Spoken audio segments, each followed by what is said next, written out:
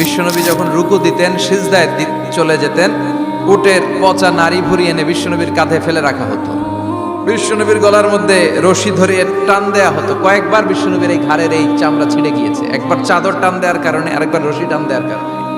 বিশ্বনবী কিছুই বলেন নাই, ক্ষমা করে দিয়েছেন।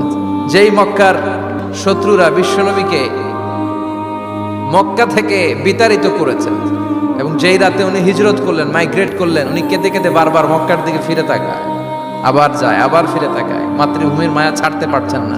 আর বলছিলেন, মক্কা তো আহাব্বুল বিলাদ ইলাইয়া, মক্কা আমার কাছে সবচেয়ে প্রিয় শহর।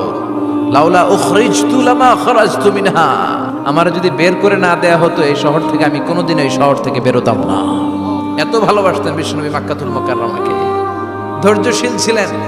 এত অত্যাচার অনাচারের পরে যখন মক্কা বিজয়ের ক্ষণ আসলো, এই মক্কাকে বিশ্বনবীর করতলগত করে দিল কে? ফাতে মক্কা।